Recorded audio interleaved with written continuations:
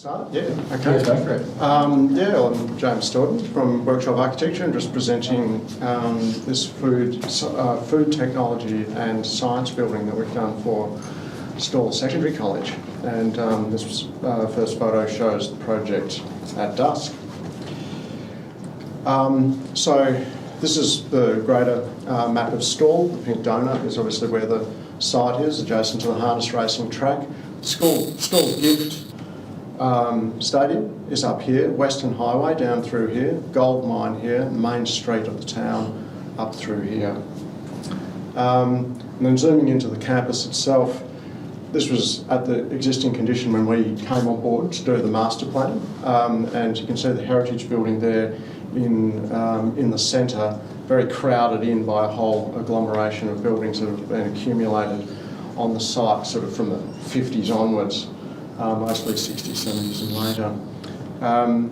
So as part of that master plan, the school really had too many buildings that were no longer being used. As these schools go through different expansions and contractions, and so it had also merged with the technical school at one particular stage.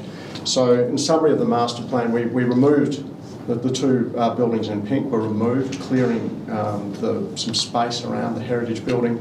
The two blue, the red arrows are the circulation spine through the school, food technology to the left of that, and the science building to the right of that. So it's really two buildings connected by an undercover walkway in between, and Banksia Garden out there drawing that building through to the side street.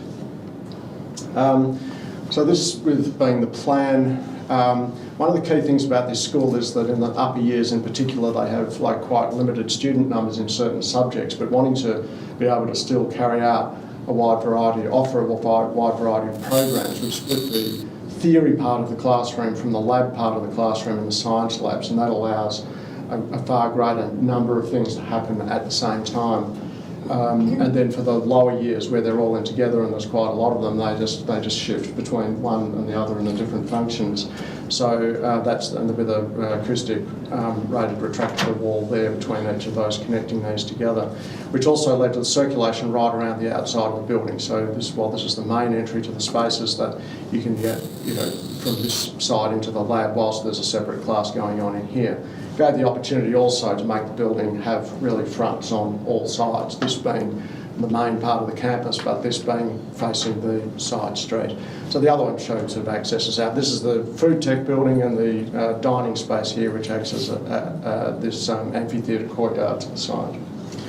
So the project really grew out of two primary observations, conceptually that is, for about the site and surrounds. The first was that the original Heritage Administration building is really the only building on the campus of genuine architectural merit.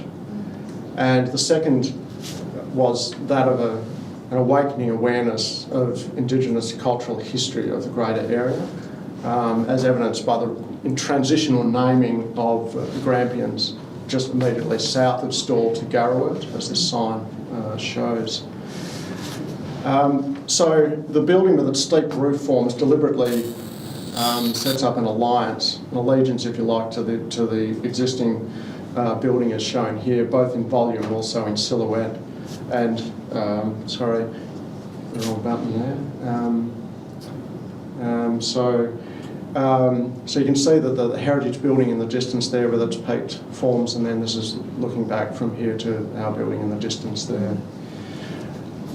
This is the building from the southeast, and then the view from the other side in the west, and the steep roof forms, 45 degrees, coming down, reaching down over the windows, protecting from the harsh Wimmera sun, but also at times torrential rain.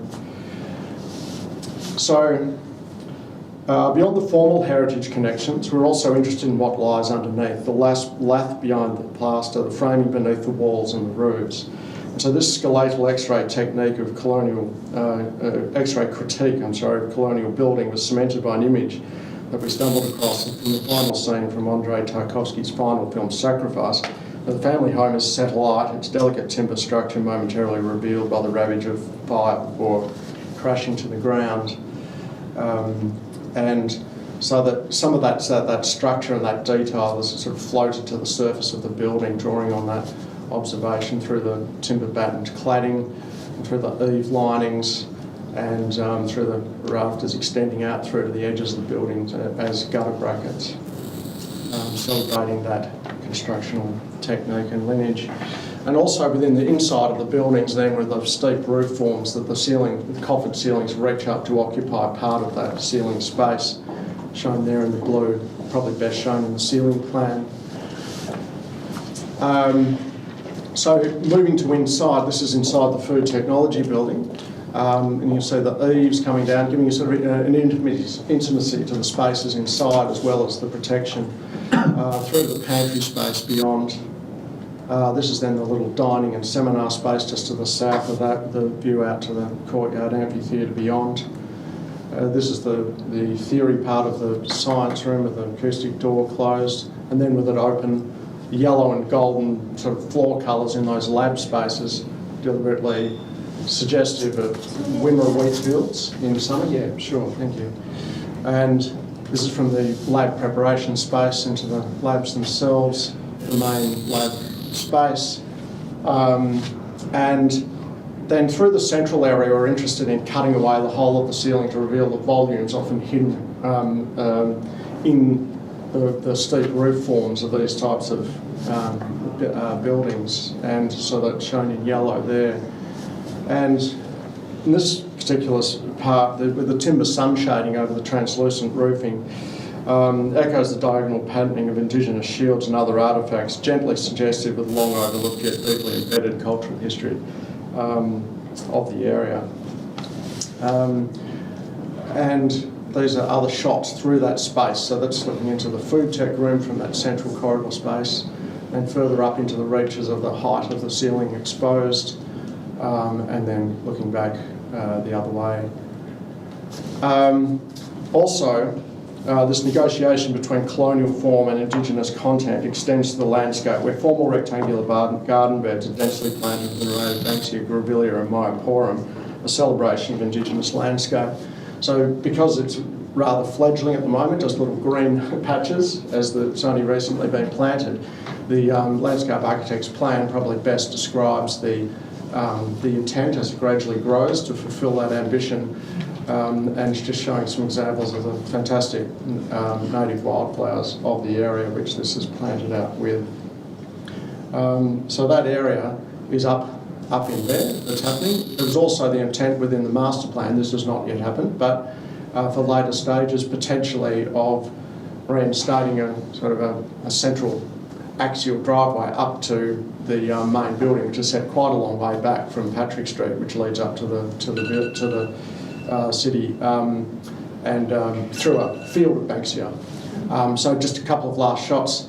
These are then as night falls, the light comes up through and presenting the pattern and the light through these central roofs to outside as these drone shots show. And that's looking north. And then the final slide, which is looking across the building out to what will be the Banksia garden in the distance. Yeah. Thank you. Thanks.